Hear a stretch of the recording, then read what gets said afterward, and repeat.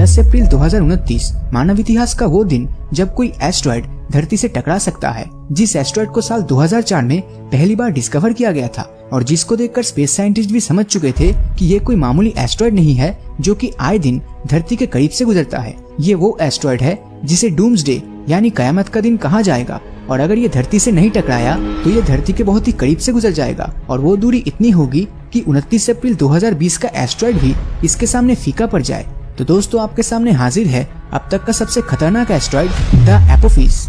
इस एस्ट्रॉयड को साल 2004 में किट पिक नेशनल ऑब्जर्वेटरी के माध्यम से पहली बार देखा गया था। अब कोई भी एस्ट्रॉयड जिसकी धरती से टकराने की संभावनाएं होती है, हम सबसे पहले उसके आकार को देखते हैं। तो ये एस्ट्रॉयड 370 मीटर बड़ा है। अगर कंपैरिजन करें तो ये पेरिस के आईफेल टावर से भी ज्यादा लंबा है। जब साल 2004 में इसे डिस्कवर किया गया था, तब इसके डायरेक्शन को ट्रेस करने के बाद ये पता चला कि ये 2029 में हमारी धरती से टकरा सकता है और इसकी धरती से टकराने की संभावना 2% के आसपास है। आमतौर पर धरती के पास से कोई एस्ट्रॉयड अगर एक बार गुजर जाता है तो ज्यादातर समय भविष्य में वो एस्ट्रॉयड वापस नहीं आता, लेकिन एपोफिस के साथ ऐसा बिल्कुल नहीं है, क्योंकि अगर ये एस्ट्रॉयड 2029 में नहीं टकराया तो ये फिर से 2036 में धरती के पास से गुजरेगा। वैसे अगर खतरे के पैरामीटर से देखा जाए तो खतरा 2036 से ज्यादा साल 2029 में है। अब अगर सब कुछ नॉर्मल रहा तो साल 2029 में भी ये धरती में क्रैश नहीं करेगा, क्योंकि 2% प्रोबेबिलिटी बहुत ही कम है।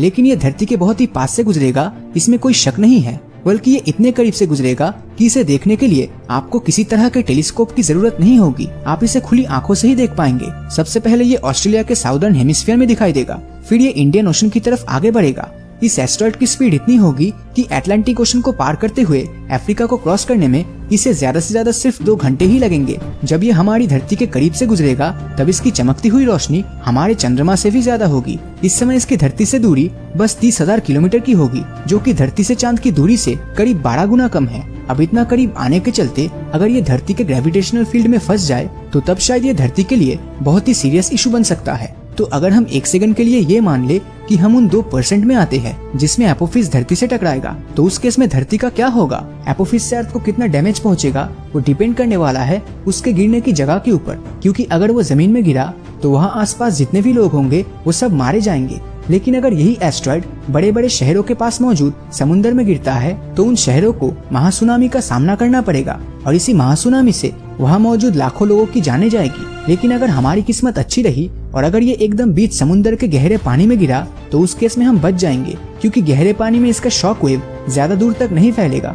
इन सब में एक अच्छी खबर ये है कि नासा और स्पेसएक्स आपस में मिलकर एक प्लेनेटरी डिफेंस सिस्टम तैयार करने की सोच रहा है, जिसे डबल एस्ट्रॉयड रीडायरेक्ट टास्क या फिर शॉर्ट में डार्ट कहा जा सकता है। ये प्रोग्राम 22 जुलाई 2021 को स्टार्ट होगा, जिससे भविष्य में अंतरिक्ष से आने वाले किसी भी एस्ट्रॉयड को रोकने के लिए एक बहुत ही अच्छा सिस्टम तैयार किया जाएगा। धरती पर ऐसा डिफेंस सिस्टम होना कुछ ना होने से तो बहुत ही बेहतर है। अगर डायनासोर्स के टाइम इस तरह का कोई डिफेंस सिस्टम होता तो शायद डायनासोर्स उस चिक्सलूब एस्ट्रॉयड से बच जाते। एक एस्ट्रॉयड धरती की क्या हालत कर सकती है, ये सबसे अच्छा हमें चिक्सलूब एस्ट्रॉयड से ही पता चल सकता है। तो अगर एस्ट्रॉयड के धरती से टकराने को लेकर आपकी क्या राय है? क्या ये एस्ट्रॉयड भविष्य में धरती से टकराएगा या नहीं? अपनी राय नीचे कमेंट करके जरूर बताएं। और अगर ये वीडियो आपको अच्छा लगा हो तो इस वीडियो को लाइक और अपने दोस्तों के साथ शेयर करना